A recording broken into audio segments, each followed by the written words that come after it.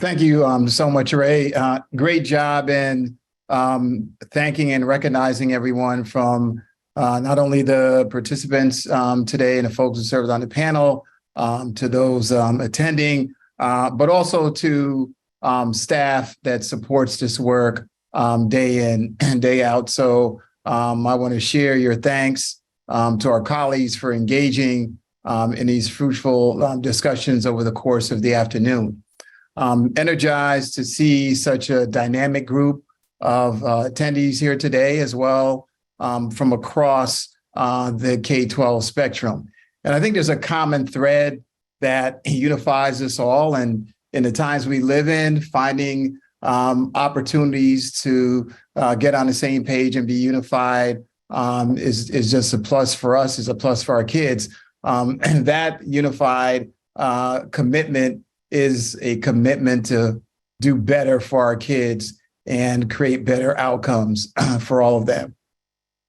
This is an extremely pivotal moment in education in the United States. We know debates are playing out over issues including funding and vouchers, curriculum and instruction, COVID recovery, and the future of schooling. All the while, we have pressing needs in our schools today as we work on a variety of ways to accelerate learning, support student well-being, meeting basic needs, and re-engaging our students who become disconnected from the pandemic. And I know Ray and Carissa and I were out at a conference a few months ago, actually really just more about 2 or 3 months ago, where we saw some interesting data presented by some of the research folks at McKinsey that really compelling 3 data points. The first is there are about 17 million students in this country who are half a year or more behind where they should be. The second big data point was there's about 16 million students who are in desperate need of mental health services and supports who don't have access to them. And third, and this is probably an undercount, there are about 15 million students who are chronically absent from school. If there have ever been 3 things to think about that highlight the crisis and urgency of the moment, just continue to think about those numbers and what we need to do collectively to get there. What's inspiring about today is what we've seen so far in terms of our leaders, our systems, the work they're doing, leveraging ESSER dollars to attack those issues head on. And I think now more than ever, we need strong leadership. The Coalition to Advance Future Student Success has allowed all of us to come together as leaders of trailblazing organizations on the front lines, working to ensure that this moment of great change, of great challenge, we can use that as a moment to improve outcomes for all students across the country. We built a community to learn from and a network that allows us to draw on the support of our colleagues. We're also doing this very important and challenging work. We hope in the remainder of our time this hour that we want to highlight some of the perspectives from our colleagues and share insights around how we're thinking about the pressing challenges that we just discussed. I know I'm eager to hear more about some of the promising practices in the field.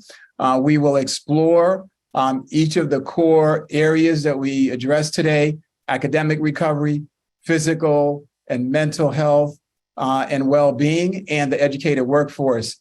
In addition, we will work to address questions that you have this afternoon. So everyone, please feel free to use the Q&A feature to pose questions to us in the group. I'm fortunate to have my colleagues, Conor Hurley of NEA, Jen Silva from National Association of Secondary School Principals, Carissa Moffat of CCSO, Ray, also who we've seen today from Council of Great City Schools. Thank you all for joining me. Let's start with a quick round of introductions as we begin. I'm going to start with Conor I'm sorry, Jen, would you kick us off and then we'll just go to Conor and Carissa and then Ray. Thank you. Thanks, Bob. And it's really a pleasure to be with everybody today. I just want to thank CCSSO and all the speakers today. This Impact Showcase has been wonderful, discussing a lot of topics, especially during Teacher Appreciation Week and also Mental Health Awareness Month. So that's a huge priority for us. But to tell you a little bit about me and our organization, I'm Jen Silva, Director of External Relations for the National Association of Secondary School Principals, NASSP. And in my department, we oversee policy and advocacy, partnerships and coalitions, and development as well. For those that don't know what NASSP does, we're a leading organization of middle and high school principals and school and other student leaders across all 50 states. We transform education through school leadership, recognizing the fulfillment of each student and educator needs, and establishing great leadership, potential in professional development commitments, and the success of all students and educators. So we also oversee the National Honor Society. We oversee the National Junior Honor Society, National Elementary Honor Society, and student councils as well. So I'm pleased to join everyone today and look forward to sharing a little bit about our work in those areas of academic recovery, mental health and wellness, as well as for educators and students. Thanks. Thanks, Jen. Conor? Hi, thank you so much. I'm Conor Hurley, briefly introduced myself earlier. I'm a senior policy analyst and program specialist with the National Education Association in our Center for Education Policy, or in our Education Policy and Implementation Center, EPIC. And we are the largest union in America. We represent around 3 million members, educators around the country.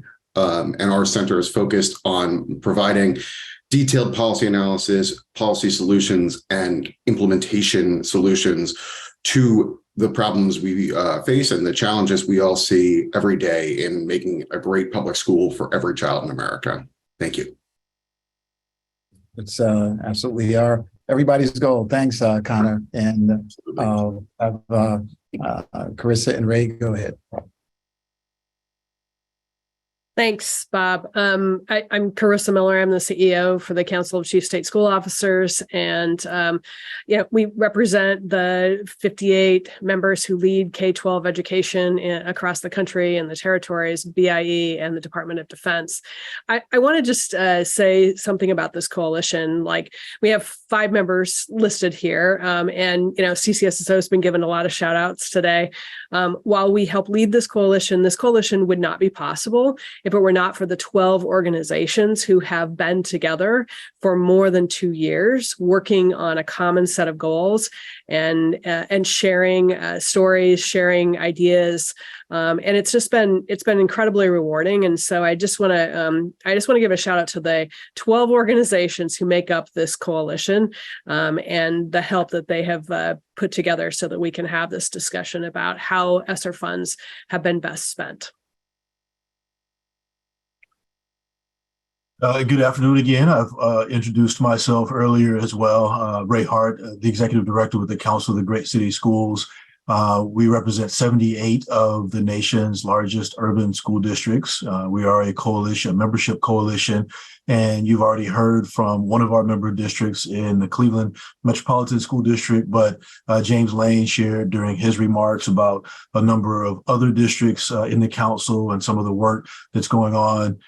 We are just here to highlight the work that they have done. So he mentioned St. Paul Public Schools, he mentioned Dayton Public Schools, and many others. So looking forward to share that. And then I echo Carissa's remarks as well about just the power of this coalition and the benefits of all of the organizations that have come together to support our nation's students and to really help our nation recover from the impact that the pandemic has had on our students and our families.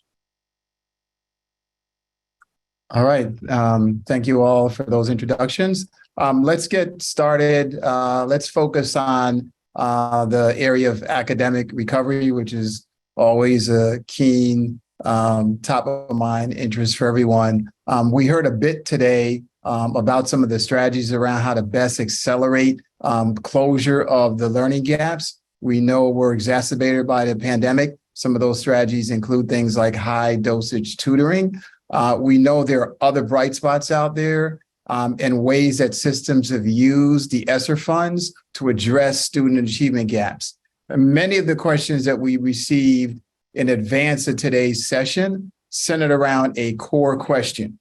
And that question is, what are some bright spots and promising practices you've seen across your organization or your membership in academic recovery? And how might we continue to scale the success of those efforts?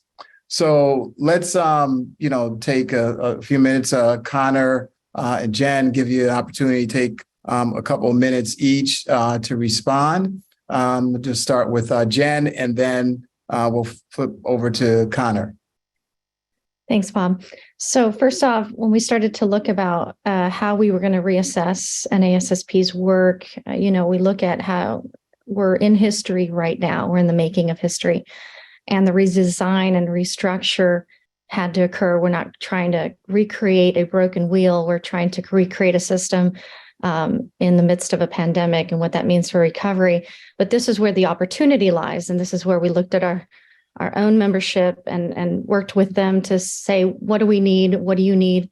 We're here to listen. We're here to act. And we're here to serve you. So that's when we started to develop our programming that was in tandem together with the school leader and student leader voice.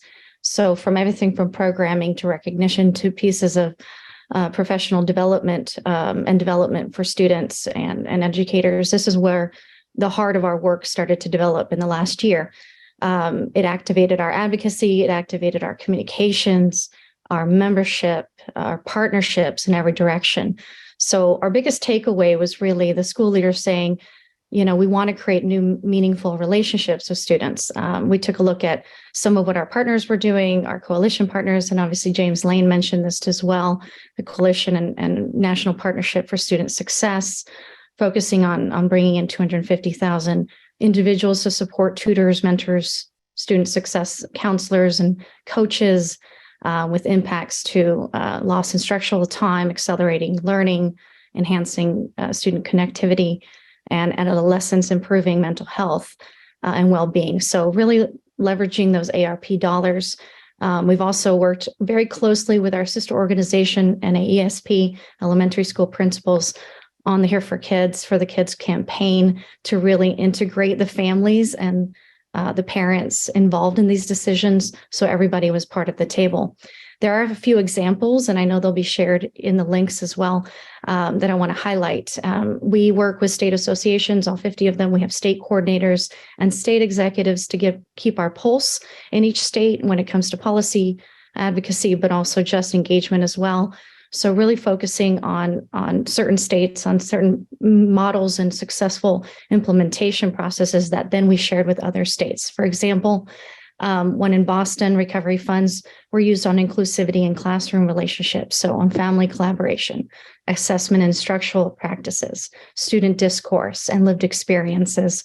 So that in itself was one of the areas that they really prioritized in their recovery funds. On SEL, we have a lot of work there that we've been working on.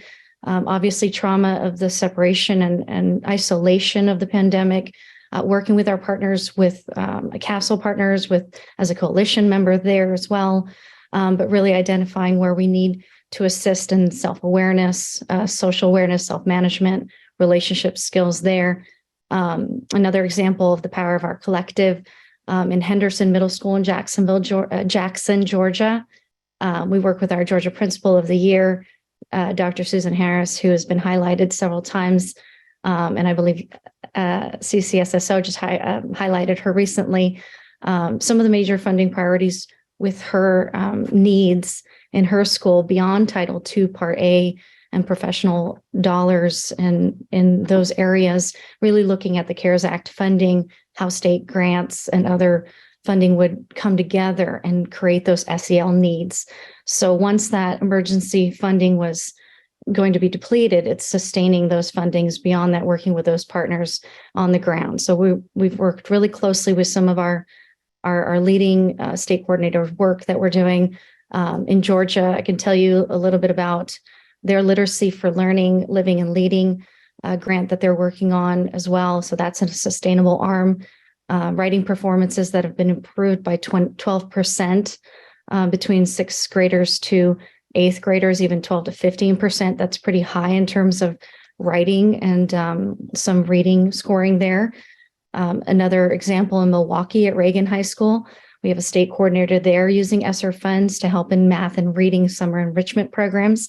I know this was mentioned earlier in the importance of summer programs to close academic equity and closure opportunity gaps that we have there. Funds being utilized to increase school psychologists, school counselors, and one of the things that we do as well as the coalition partner is focus primarily a lot on the funding mechanisms, right? So if at the federal level, all the increases we heard and we were very grateful for in the FY23 budget, we're now staring straight down at, hopeful for FY22 level funding, which is just unacceptable.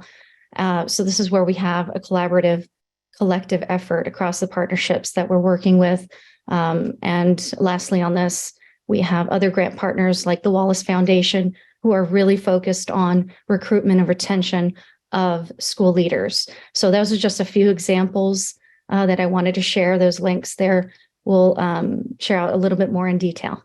Thanks. All right. Well, thank you, Conor. Again, we're going to try to get through most of the areas we're going to try to hit. So just, a couple of minutes, if you can keep it that way. Thank you. Absolutely. Thank you so much. And thank you to CCSO for bringing us all together. I think this is a great coalition that has accomplished a lot, and this is a critical step to it. So the NEA, recognizing this historic investment in public funds back in 2021, we created our School Rescue Fund Coordinators Network, which is a grant program which works with all of our state affiliates who would like to participate to hire a full-time person dedicated solely to working on the American Rescue Fund program. We've had 40 states apply and be approved. We have coordinators all over the country working day in, day out to do this work. And some of the stuff we've seen is remarkable. In addressing sort of achievement gaps, we've seen coordinators work towards high dosage tutoring programs, to summer learning, to social emotional learning. One of the things we've seen that we've been able to partner with a number of districts and states around the country to work on is HVAC systems. Addressing the pandemic is a critical aspect of this. And HVAC systems not only make it possible for school to be safer for both students and educators, but also allows for greater impact in summer learning. Our Michigan affiliate, the Michigan Education Association, has a study that shows that for every degree of temperature the classroom rises, 1% of learning is lost for our students. So by installing HVAC systems, and the city of Battle Creek in Michigan, for instance, dedicated $24 million of ARP funds towards fixing or installing HVAC systems in 6 schools around their district. And so while we might not think of Michigan as a warm weather state, it does get hot there in the summer. And so we're confident that our students will be able to learn better, our educators will be safer, our students will be safer with regard to both the pandemic and comfort levels and ability to learn. We've seen huge investments into social emotional learning around the country, which I think is going to have a huge impact as we go forward long term. So what we're looking at in Natrona, Wyoming, we're seeing investment in counselors, investment in nurses, investment into interventional specialists that are going to make sure that those programs continue. And one of my favorite ones is actually 4 different states, funds have been used to create or expand therapy dog programs to allow our students to get the help they need to get that sort of emotional core support. And they don't have to go to an adult and ask for help. They can say and identify when they're in that moment. So we've seen some great programs around the country, and there's a lot of things we want to see continue. And so one of our major components of this program is to raise up these issues, raise up these success stories, things that have been shared from Cleveland, from Alabama, from Texas, from around the country. One of those things we want to do is make sure that these good works, these student-centered works that we're all partnering on to get our students ready are raised up so that we can make the fight for adequate funding for public education. Thank you so much. Thanks, Conor. love that example about the therapy dogs. It's really a sign that the folks that are working in this space really are using research, facts, and evidence. I'm a big believer, and I've seen in action the impact that therapy dogs and sometimes other animals can have on student well-being, just creating a calming effect for everyone. And so let's shift then to health and well-being. As we know, it's impossible to lead this work in isolation. So this question we received speaks to the importance of partnerships that I think many of our speakers alluded to today. How has your organization or your members approached the health and well-being challenges highlighted by the pandemic? How have you leveraged programming supports or new partnerships to support meeting the needs of students and staff in your communities? You've talked about that a little bit. Jen and Conor, just if you want to elaborate a little bit more on this topic, please take a couple of minutes to do so. Sure. So our survey, NASSP survey in August 22, and I don't know if you shared there, really highlighted the need for our focus in mental health. 3/4 of school leaders saying and reporting that, and students as well, reporting that they need mental health supports. We started to create campaigns around this. We have one launching this month, a mental health campaign series to discuss impacts. But one of the partnerships that was really important to us was our Principal Recovery Network.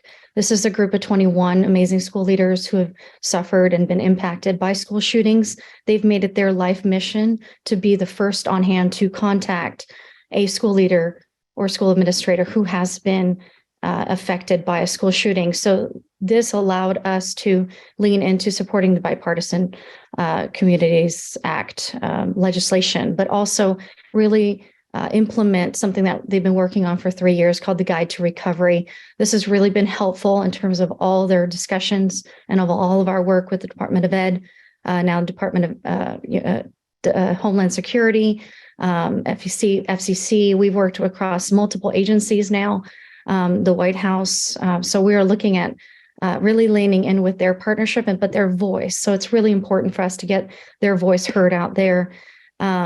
Obviously, again, our ESP partners recently having our conference, which 340 congressional meetings to discuss our mental health platform. Some of the amazing work that we're doing on the legislative agenda with our partners, our coalition partners, counseling acts, educator staff training acts, increasing mental health services, but really just focus on some of the trauma that's going on right now. And then I'll also share a few highlights from the state levels. In Vermont, Hope Happens Here has been an amazing student-led program. Massachusetts Kyle Johnson Foundation on mental health summits. Alaska Sources of Strength, a really first-line responder type of format and programming. In New York, Mental Health Initiative, mental health first aid training. In West Virginia, in Kansas and Minnesota, all working on intervention teams and piloting to improve behaviors that we're seeing. So those are some of our examples that are shared too as well in the links. Thanks. From the NEA's perspective, I mean, we've seen some great programs come out. I mentioned a few, but we've seen great partners at the state level with investments into HVAC systems to improve health and safety. Virginia and Massachusetts notably used considerable portions of their state level ARP funding in improving health, improving HVAC systems in their respective states. We've seen investment into PPE. We've seen a lot of states and a lot of localities invest in new and unique ways. In Montpelier, Vermont, for instance, they have provided free mental telehealth services to every student and educator in the district using ARP funds. And it's something that they're piloting as a long-term program. So very, very pleased to see that sort of long-term investment. And the idea that this might be something that they could continue after the ARP funds run out. Additionally, across the country, and in terms of school shootings, unfortunately, far too common these days. But to go back to the therapy dogs program, when Oxford had a school shooting in Michigan, one of the 58 localities that had the therapy dog program in place was able to loan their therapy dog program to the school in order to address that and help students as they return. So a lot of good work going on. Yeah, and Carissa, I know you had some thoughts around this topic, so you want to chime in? Yeah, well, hopefully I don't put Conor on the spot, but I was thinking about a partnership in Washington State between the NEA affiliate there and the state, who invested ESSER money to the WEA, right? The Washington affiliate, to do the teacher apprenticeship work or the pipeline for building teachers. I think that says a lot to just that working together and finding a common solution, and both parties working together does a lot to do that. I'll also say there's been a number of public-private partnerships. If we look at New Hampshire, for example, the camps for all kids, and they've looked to various public entities to build in opportunities for kids for summer schooling and summer opportunities. So I'll just list a couple of those. Okay, great. And, we're continuing to put links to reference, Jen's reference to a number of things we put in the chat as well. And we've also got some resources I know that are pertinent to this topic from Cheats for Change. We're putting that in the chat, those links as well. And Jen, as you were talking about the recovery network, it reminded me there's a couple principals in that network that I work with directly as a superintendent. So it's an extremely valuable network and resource to school leaders across the country. Let's now shift to the educator pipeline. And of course, this is an area that continues to have lots of conversations, especially about how our educators have been impacted on the front line through the pandemic, all the stressors and challenges that come to bear down, because the classrooms are where the rubber really meets the road. So, it's impacted things such as careers and, just one of the questions are, what are some of the ways your organization and your members are contributing to the work around educator pipelines? And that's a pretty loaded question because there's a lot of aspects to that. But, if you could just share some of, your thoughts and thinking around that. Conor, I'll have you jump in. Certainly. We've been happy to see that there have been numerous states that kind of address the educator pipeline as a critical component of addressing educator shortages that we're seeing in a lot of places around the country, including New York and Maryland have used ARP funds to create and stand up programs for an educator pipeline, and we're very pleased to see that. I think additionally, one of the things related to this that we've seen is areas in which educators receive additional compensation, whether that be through retention bonuses or salary structure. A number of states, North Carolina, Mississippi, come to mind to have raised the early educator, the base salary for an educator, and we've seen great progress there to kind of push more of our members into educating and to staying in the profession, to building this up. And I know that it's something that's very important to everybody in this coalition. So I think we've seen a lot of great things around the country, and we hope that they continue in the final year and a half of this program, of the ARP program. So thank you. Thanks. Jen? Yeah, so when we looked at our study results sharing that almost one out of two school leaders wanted to leave the profession or retire, make a career change, and 3 out of 4 were stating their stress level was so high that they wanted to leave the profession. This is just an astounding number. we created a campaign called, Educator Pipeline, Our Student Lifelines. And that was 21 of our school leader ambassadors really focused on requesting additional funding from Congress, but also leaning into incentives like loan forgiveness for educators and school leaders for the very first time. So that act and that legislation has been a key priority for that campaign. Also, Educators for America's Act, which is investing $1 billion in the pipeline and doubling the Teach Grant to 8,000. And then the PrEP Act, which is grow your own programs, and really want this one to be, this is a really important one to us because all of our state coordinators are working on a lot of local programs. For example, we have at Haines City High School in Polk County, Florida, we have an amazing program by that Principal of the Year in Florida, where juniors and seniors on track to graduate shadow a teacher or other staff member to create that teacher and educator pipeline. Almost 27 of the alumni now are on that track. So it's been a huge increase there. So some start out as substitute teachers, then they get some experience and they come back after graduating. But after 7 years, the principal there has seen discipline referrals have dropped 40%. Attendance is up, graduation is up. Even in the wake of the pandemic since 2015, it's about 20% increase. So we know that behavioral referrals go down, teacher retention goes up. When teacher retention goes up, the graduation rates go up. So it's all in tandem as well. Another example on strengthening the diversity of the pipeline. In Illinois, the Illinois Principals Association created the School Leadership Pipeline Program, working with 100 aspiring school leaders, receiving $2,500 per semester. So that's been a wonderful program there.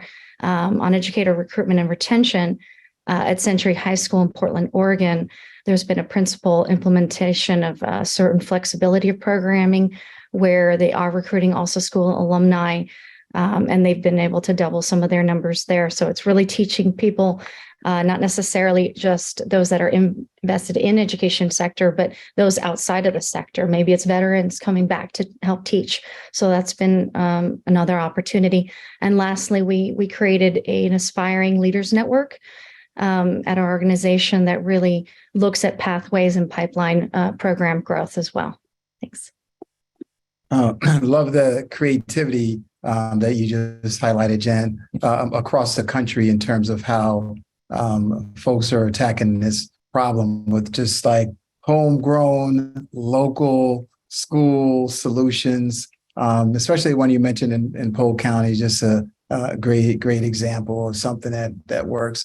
And I'd like to certainly brag on, one of our leaders who's outgoing, but has done a tremendous job in this space. And that's Tennessee Commissioner Penny Schwinn, who's just recently announced, her departure from that role. But she did some really great work around grow your own programs. And we're going to put some links in the chat on that work. So kudos to Penny for the outstanding work that she's done there. And I hope she will continue to work across the country to share her experiences and help other systems work on this very, very, very important topic. So with that said, we'll maybe try to close out with some, just overall reflections. And so I'll just try to maybe frame it this way. Despite a lot of the challenges that we talked about, especially on the front of this and the urgency of the moment, there are many learnings and capacity and building things that we also are aware of. And it gives us a foundation of optimism and hope for the future.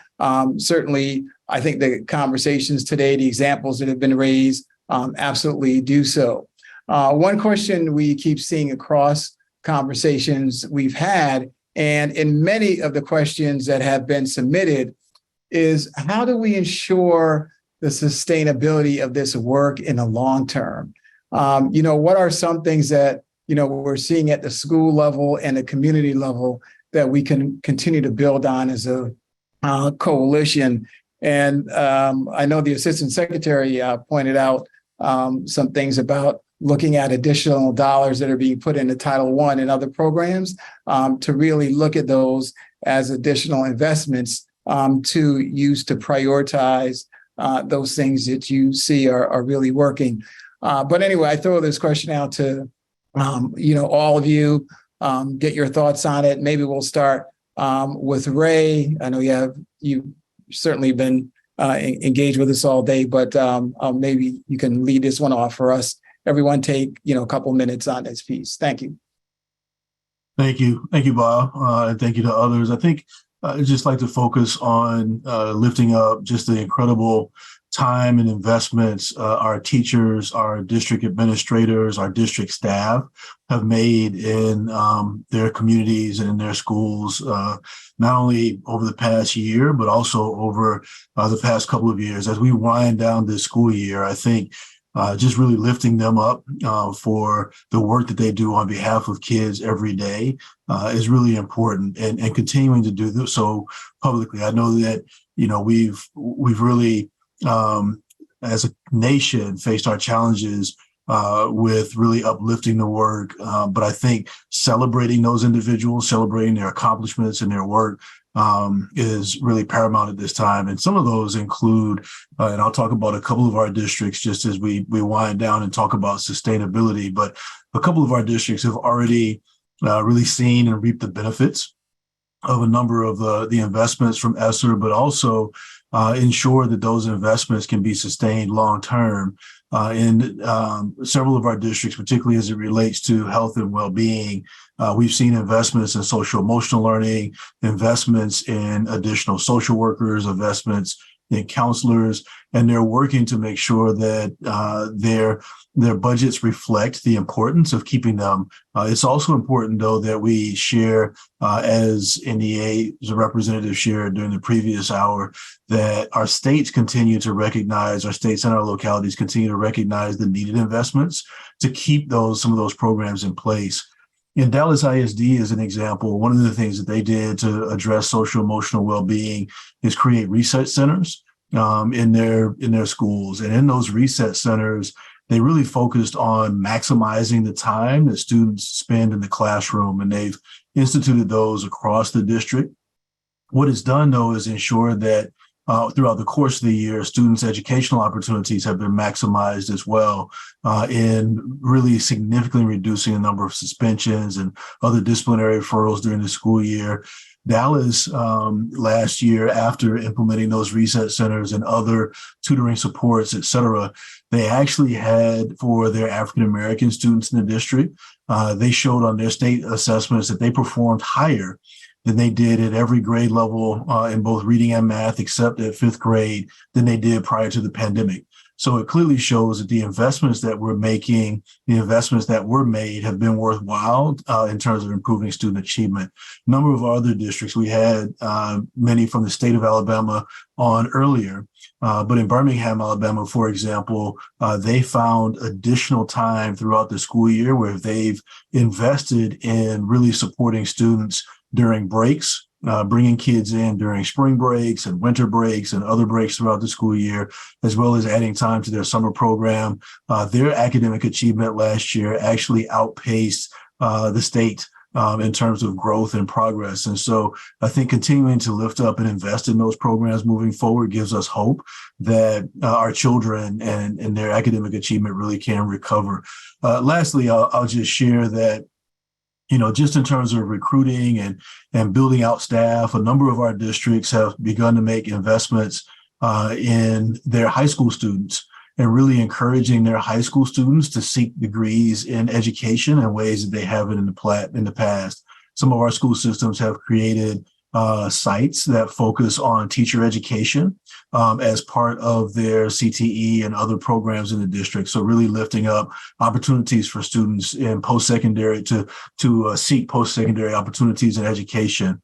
in Guilford County Public Schools, for example, they made an investment and have created a program where they are actually not just targeting students in education programs, but they're targeting students to come in and tutor and work with their students from STEM programs, math, those students who are majoring in math and science.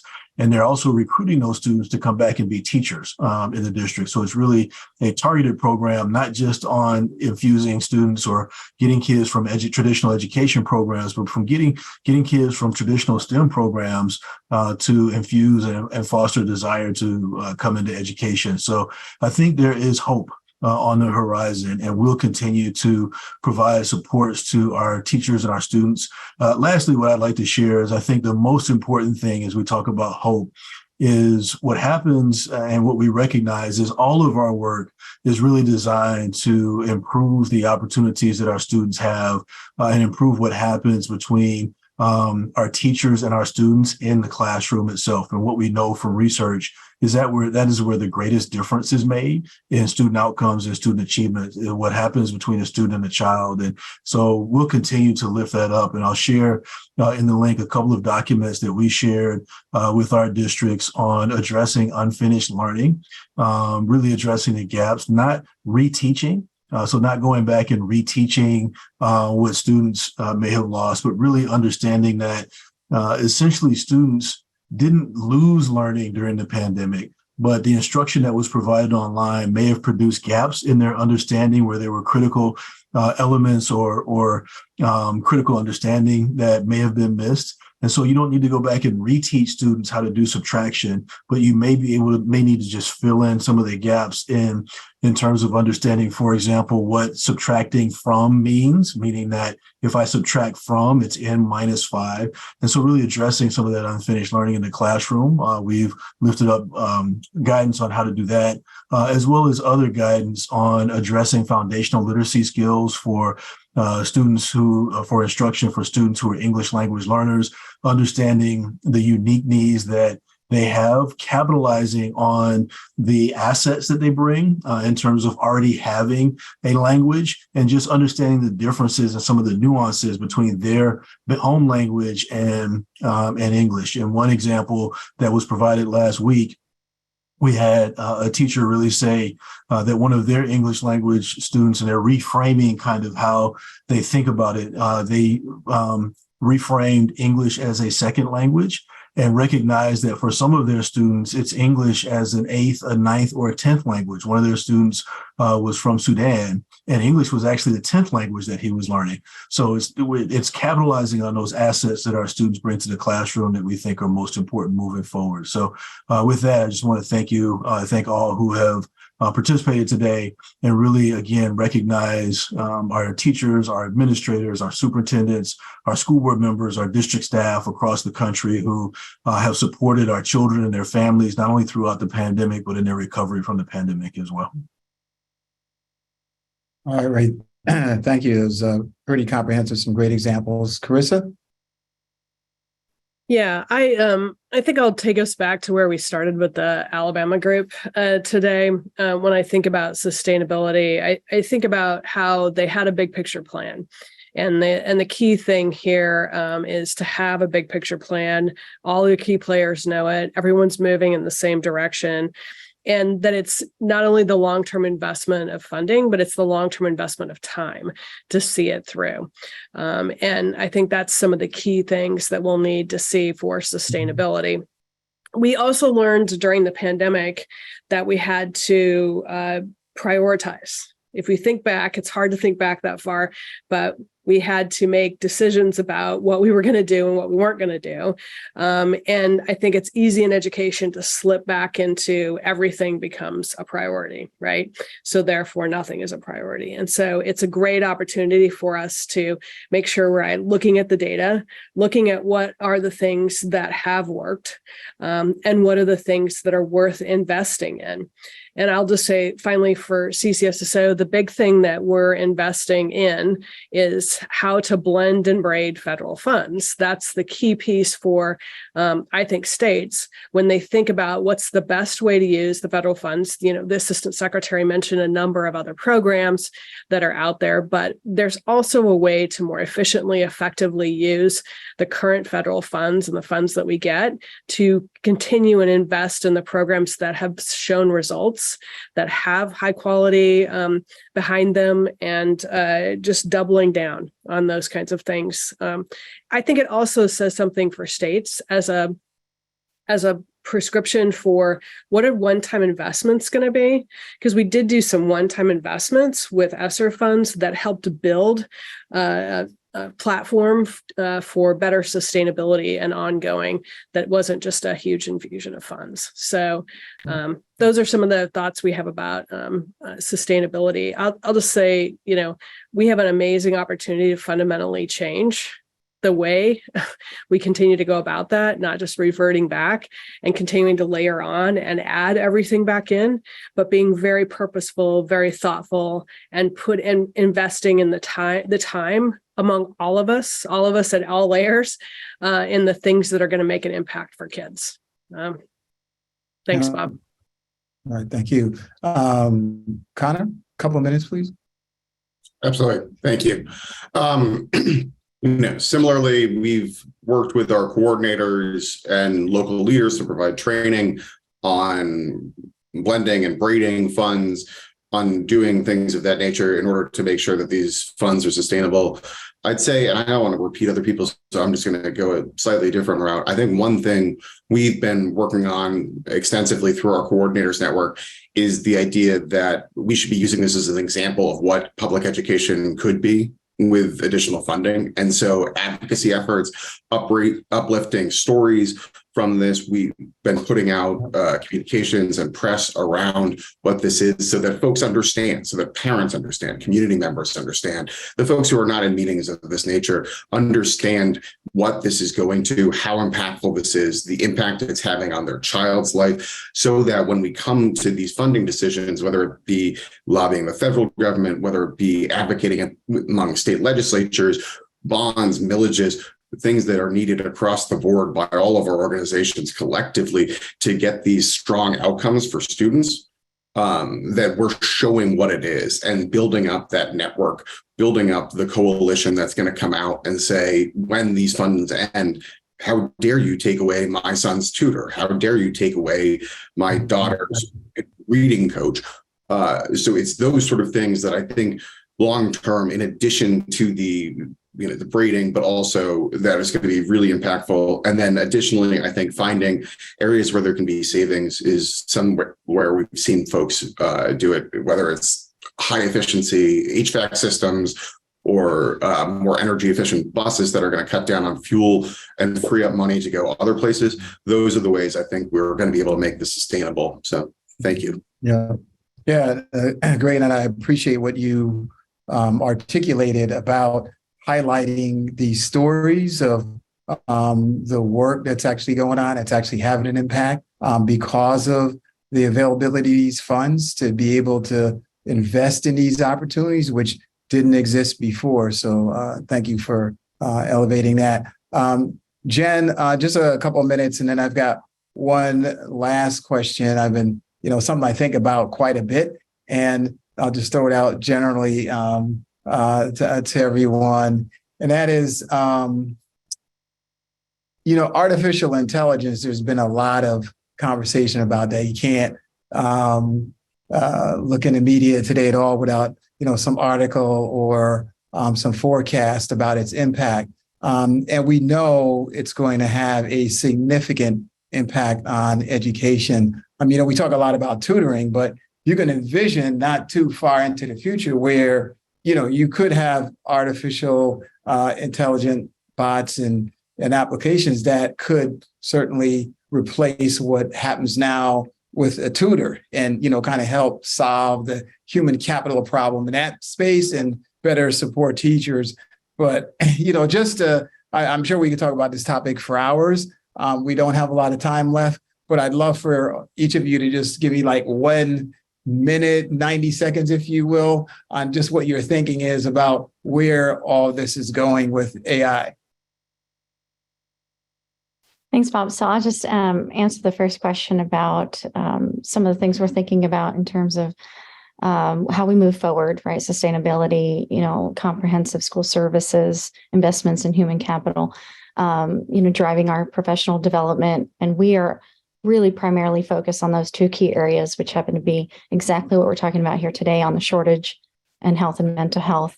But we are co-partnering with certain funding organizations where we are working to create those high quality educators and administrators. But there's also resources development partnerships to sustain that federal funding. So we encourage those communities, our state organizations, associations, and others to really combine our work together. I encourage those working across chambers of commerce, business, health, IT sectors to really help fund pilot programs, if not already modeled successful initiatives. Workforce equals education equals the workforce, and that equals economic development. So it can't just run in silo of itself. It has to be invested in, has to be a commitment, and it has to be a vested opportunity with those stakeholders. So our team goes straight to our social responsibility arms of entities and say, I know there's always education and health and mental health in there. How can you partner with us? Here's a state that's doing this program. We need to expand it. That's what we're looking at, not just in one district, but across a state and hopefully nationally. So as we're working together, with our partnerships, with our coalition, this is a long game. The impacts of COVID we'll see is a long game. It's a long-term investment. It really can't be a short-term investment. Want to make it personal, want to make it sure that people understand, those legislators that understand that this is in their backyard. This is a personal, not just commitment and community response, but really just looking at this whole child initiatives, meeting the needs of our school leaders, making those replicable district and then state to state programs, successful local models, really create those federal models. And in terms of technology, we are a member of the coalition, NICTech. And so we have our ears and eyes on that technology part of it all, that GPT. And we have had several speakers on that. We've talked to our school leaders. We're listening to our school leader and student voice. We want to be plugged in as technology improves and as we see the impact of that.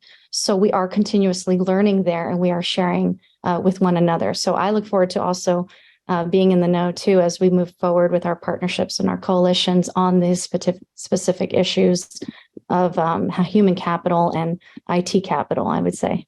Thanks. All right. I'm going to go to Conor and Ray, and then Carissa, and then Carissa, I'll let you have the last word as our lead organization for the coalition. Certainly. Thank you.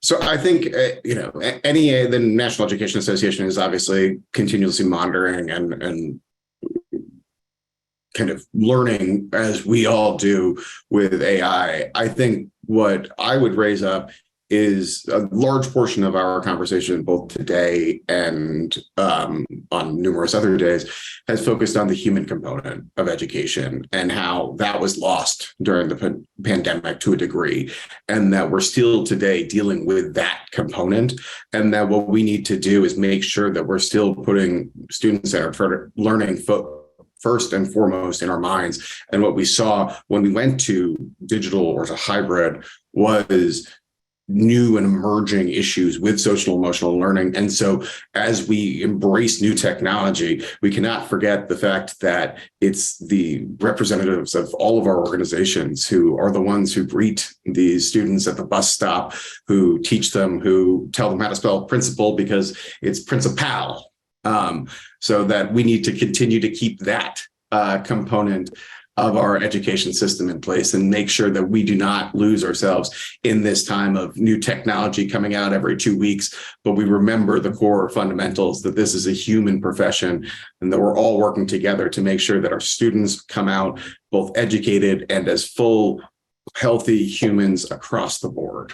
So thank you so much. Well, definitely well stated, right? You talk to any student about what matters most to them, number one on that list is relationships with the teachers, the adults, obviously their friends. And so, no amount of artificial intelligence will replace that completely. So thank you for that. Ray? And I fully agree. A great point, Conor. I think that, it's the relationships in our lives, both for all of our children, their relationships with their parents, with their family, friends, community members, teachers, principals, administrators in the district, that makes a difference in their lives. Regarding artificial intelligence, I think Cleveland already shared that they've already embraced AI. They mentioned one in using a mirror related to AI tutoring, but they actually have a number of other experiments around with using AI in the district that they're toying with. I think their embrace of AI should be a model for all of us to really embrace technology as we develop technology. I remember a time in our schools where we actually banned and collected students' smartphones.